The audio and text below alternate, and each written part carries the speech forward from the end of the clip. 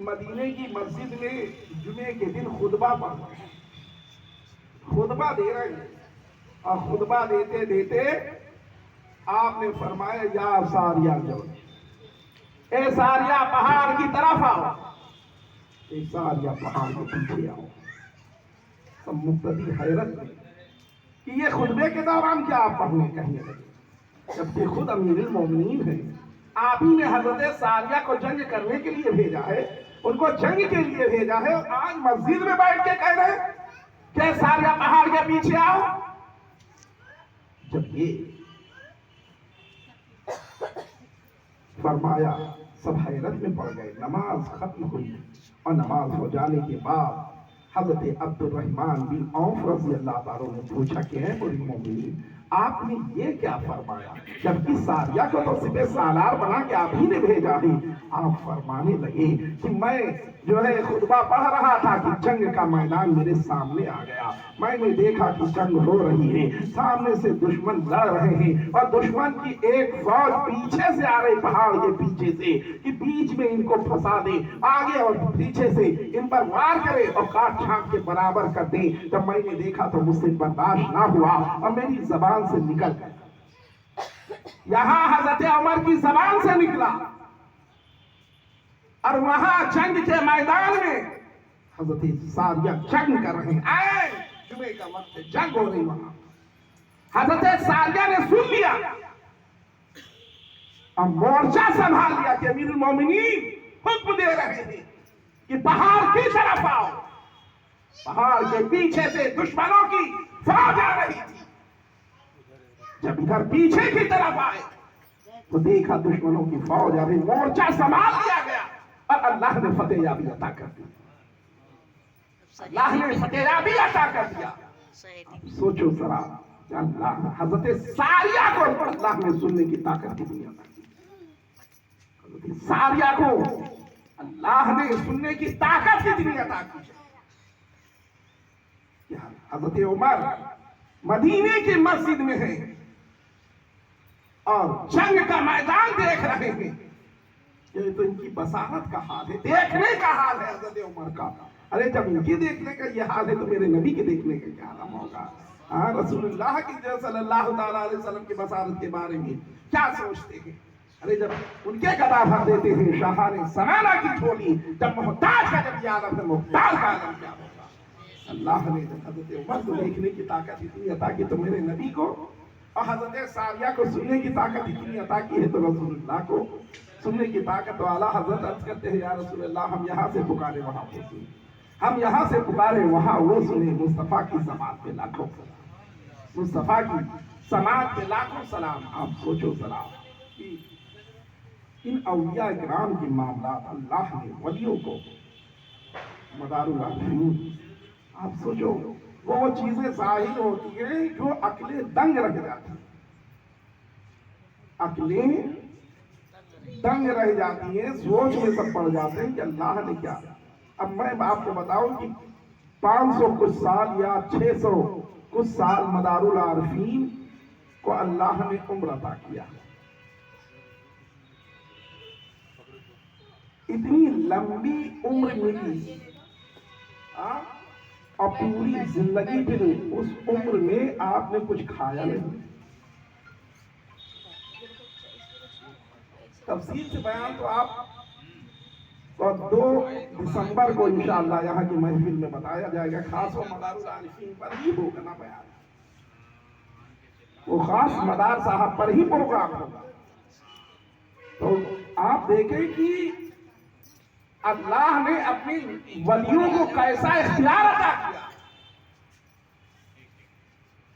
अरे मेरे गौसे आज़म ऐसा नहीं है खाली मदारुल आरिफीन ही को इतना। मेरे गौसे आज़म की बारगाह में मुनव्वर अली शाह, मुनव्वर अली शाह ये गए गौसे आज़म की बारगाह में, ये मुरीद हो गए।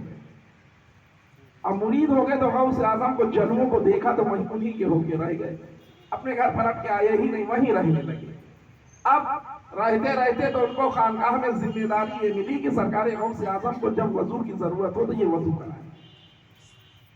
अब ये हुजरे के बाहर ही ये बैठे रहा करते थे। जब भी गौस पाक को वजू की जरूरत होती तो ये वजू कराया करते थे। एक दिन ये सरकार गौस आजम को वजू करवा रहे थे। अर्ज किया, सरकार आबे हयात के बारे में कुछ फरमा दीजिए, आबे हयात के बारे में कुछ फरमा दीजिए। मेरे गौस आजम ने फरमाया कि ए मुनव्वर अली, ये मेरे चुल्लू में 6 से 650 साल का आबे हयात है, लो तुम पी लो। 650 साल का आबे हयात हमारे चुल्लू में है, ले अब पी लो। सरकार गौस पाक ने पिला दिया मुनव्वर अली शाह। जितनी इनकी उम्र थी उसमें 650 साल प्लस हो गए। अब इनकी उम्र तो इतनी लंबी हो गई, लेकिन गौस पाक की तो उम्र इतनी लंबी थी नहीं। मेरे गौस आजम को मालूम था कि अब तो गौस पाक के बहनोई जो दूल्हा मियाँ कहलाए बाद में, वो मुरीद हुए, गौस पाक से मुरीद हुए। तो गौस पाक ने इनको मुनव्वर अली शाह को उनको नजराने में दे दिया, कहा कि उनको अब तो अपने पास रखना। गौस पाक को मालूम था कि अब हम इंतकाल कर जाएंगे, हम दुनिया से चले जाएंगे। अब मुनव्वर अली लौट के घर गए नहीं है, तो अब बैठकर इनके हवाले कर दिया। ये दूल्हा मियाँ के साथ रहे और दूल्हा मियाँ के साथ रह करते चलते चलाते इतनी लंबी उम्र। अब कोई कहे कि मुनव्वर अली शाह की पूरी जिंदगी किसी ने लिखा नहीं, पूरी जीवनी इनकी किसी ने लिखा नहीं। कह दो कि फिर कम से कम 1000 साल की जिंदगी जो पाए हो लिखे, तभी तो लिखेगा। अरे 650 साल तो ऐसे ही इनकी जिंदगी रही, और 58 साल इनकी वो जिंदगी। तो ये दोनों जोड़ दो, तब पूरी इनकी जिंदगी जो देखेगा वही तो लिखेगा। तो कम से कम 900 और 1000 साल की कोई जिंदगी पाए हो तो वही लिखेगा, वरना लिखेगा कौन? अरे भाई, जो जितना देखेगा उतना ही तो लिखेगा ना। जो जिसको बारे में जितने, अब हमारी जिंदगी पता चला कि कौन से किसी की जिंदगी 60 साल की है, तो 60 साल में उसने जितने देखा ना मुनव्वर अली शाह का, तो उतना ही तो लिखेगा। पहला सुनी हुई लिख देगा, बाद की क्या लिखेगा। ऐसे ही मदारुल आरिफीन के बारे में भी कि जिसने जो जमाना पाया, जो देखा, वही लिख दिया। ये मुनव्वर अली शाह फिर होते हवाते इनको फिर इलाहाबाद भेज दिया गया। ये इलाहाबाद, और यही आके आप मुकीम हुए, यहीं पर आपका पर्दा हुआ, यहीं से गुर्दे खाक किए गए। तो ये रहा इनकी उम्र। आप सोचो जरा कि जब अल्लाह ने गौस आजम को ये इख्तियार दिया है, तो रसूल आजम को क्या इख्तियार होगा। जब गौस आजम ने पिला दिया एक चुल्लू पानी, ले 650 साल की जिंदगी पाई, 650 साल। आप सोचो जरा, ऐसे ही मेरे नबी सल्लल्लाहु अलैहि वसल्लम ने जब ऐलान नबुव्वत फरमाया, कुछ हुआ, तो अब अरब वाले सब जानते थे कि जो नबी होगा वो मौजज़ा उससे जाहिर होता है, मौजज़े के मालिक होता है, जो चाहे वो कर दिखाए।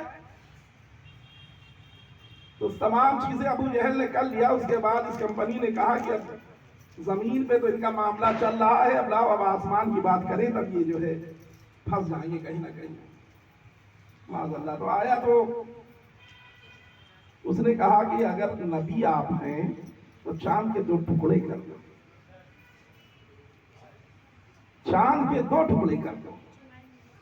मेरे आका सल्लल्लाहु अलैहि वसल्लम में मशहूर रिवायत है, मेरे आका सल्लल्लाहु अलैहि वसल्लम ने उंगली का इशारा किया, चांद के 2 टुकड़े हो गए। ठीक, चांद के 2 टुकड़े हुए, और उसके बाद 2 टुकड़े होने के बाद वो बादल में, आसमान में छुपे और छुप के फिर जाहिर हुए, मिल गए। यहाँ हमारे हिंदुस्तान में, अरे भाई, चांद जब निकलता है कुछ ही घंटे का अरब से फर्क है, ठीक है ना। अब रात में 14वीं चांद का जब 2 टुकड़ा हुआ तो छुप गया तो अंधेरा छा गया। जब अंधेरा हुआ तो यहाँ भी अंधेरा। बाबा रतन हिंदी अपने आंगन में बैठे थे, बाबा रतन हिंदी आंगन में बैठे थे। अरे अब यहाँ देहात या शहरों में है ना कि वो जो दरबे की तरह घर है, वरना देहात के घर होते थे, बड़े बड़े आंगन होते थे, कोई जमीन की। अब दिक्कत है ना, पहले दिक्कतें नहीं थी, बड़े बड़े घर हुआ करते थे आंगन में। जी हमारे यहाँ जो है पता चला कि आंगन में पूरे घर की सबकी एक एक चारपाई बिछी हुई पूरे आंगन में लगे हुए हैं, लतीफे चल रहे हैं। हाँ ये बचपने में हमारे घर का हाल था। अब शहर में ये है कि शहर में जमीन की दिक्कत है, वो आबादी बढ़ी तो वो छोटे छोटे हिस्से, हाँ वो मंजिल पे मंजिल बनाया, उसे कमरों के हाल के टुकड़े हुए छोटे छोटे से बन के, तो वो अपने आंगन में बैठे थे। चौदहवीं का चांद था। बाबा रतन हिंदी ने देखा, गए एकदम अंधेरा हो गया, तो कहा ये क्या हो गया, तो हिस्से नहीं समझ में आए। अरे भाई बादल आ जाते हैं तो ठीक है कि अंधेरा हो जाता है, लेकिन बादल नहीं आए बल्कि चांद के दो हिस्से हुए और दोनों हिस्से आसमान में घुस गए, छुप गए आसमान में। उसके बाद फिर जो है दोनों हिस्से जाहिर हुए, मिल गए। अब ये अचंभे ये ऐसा हुआ कि बाबा रतन हिंदी के वालिद व्यापार करते थे तो अरब से आना जाना था, उधर के काफले आया जाया करते थे अरब से। तो कुछ दिनों के बाद एक काफिला आया, बाबा रतन हिंदी ने हाल चाल पूछा, उधर के हालात पूछे, माहौल पूछा, बातें पूछी, कोई नई बात तो नहीं जाहिर हुई। कहा कि हाँ नई बात एक जाहिर हुई है कि एक मोहम्मद नामी शख्स ने नबूवत नबी होने का ऐलान कर दिया, और फिर कुछ लोग उनको मानने भी लगे हैं और कुछ लोग नहीं माने। लेकिन जब उनसे कहा गया कि जो नबी होता है वो मोजज़ा लेकर आता है, तो आप चांद के दो टुकड़े करो, तो उन्होंने उंगली के इशारे से चांद के दो टुकड़े किए। अब बाबा रतन हिंदी तो यहीं बैठ के वो देख चुके थे, बस इनकी समझ में आ गया बस वही रात है जिस रात को चांद के दो हिस्से हुए हैं। तो बाबा रतन हिंदी के दिल में मोहब्बत पैदा हुई, और ये जाया करते थे उधर अरब में, तिजारत के लिए जाया करते थे, व्यापार के लिए जाया करते थे। ये रहे तो इन्होंने तैयारी की जाना ही जाना है तो थोड़ा पहले चले जाए, और गए। और खास इनकी नियत ये थी कि रसूलुल्लाह से मुलाकात हो, सरकार सल्लल्लाहु ताला अलैहि वसल्लम से मुलाकात जरूर करें। वो गए और रास्ते में सरकार सल्लल्लाहु ताला अलैहि वसल्लम जंग से तशरीफ ले, रास्ते में हो गई मुलाकात। रास्ते में मुलाकात हो गई तो सरकार सल्लल्लाहु ताला अलैहि वसल्लम ने नाम लेके मुखातिब कर दिया। और जब नाम लिया कि रतन हिंदी आ गए, अब इतना सुनना था कि बस उनको फौरन कदमों में गिर गए कि मैं मुजरिम हुआ का मुझे साथ दे दो, कि है रास्ते में जा बजा आने वाले मेरे नबी ने कलमा पढ़ा के दाखिल इस्लाम कर दिया, तारीफ फरमाई कुछ। और रुखसती के वक्त अब वहां सफर में नबी, अब नबी के पास बज़ाहिर था ही क्या, तो मेरे आका ने एक कंघी बाबा रतन हिंदी को तोहफे में दे दिया, ठीक है ना, तोहफे में वो कंघी दे दिया। और रुखसती के वक्त रसूलुल्लाह ने दुआ की कि रतन हिंदी जाओ, अल्लाह तुम्हारी उम्र को तवील करे, अल्लाह तुम्हारी उम्र को तवील करे, जाओ अल्लाह तुम्हारी उम्र को तवील करे। एक बार में 200 साल पढ़े, 600 साल नबी की दुआ पर बाबा रतन हिंदी की उम्र बढ़ गई। बाबा रतन हिंदी जब इतना लंबा जमाना पाए, और उधर मदारुल आरफीन का लंबा जमाना, बाबा रतन हिंदी सहाबी हुए। बाबा रतन हिंदी की मुलाकात सैयद बदियुद्दीन मदार शाह से भी हुई, अब मखदूमे की चौछा से, मखदूमे की चौछा से। और जो मेरे नबी ने कंघी बाबा रतन हिंदी को दिया था, तो बाबा रतन हिंदी ने मखदूमे की चौछा को आज भी वहां जियारत करवाई जाती है।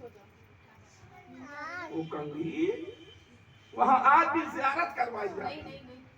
आप सोचो जरा कि अल्लाह ने बंदों को कैसा इख्तियार दिया है, नबी को कैसा इख्तियार दिया है, नबी को कैसा पावर दिया है। इसके बारे में हम सोच नहीं सकती। और बस आला हजरत की जबानी ये समझे डॉक्टर साहब कि खालिक कुल ने आपको मालिक कुल बना दिया। दुनिया के पैदा करने वाले रब ने या रसूल अल्लाह आपको दुनिया का मालिक बना दिया है। बस इतना ही हम जानते हैं। आला हजरत ने जो समझाया है कि खालिक कुल ने आपको मालिक कुल बना दिया।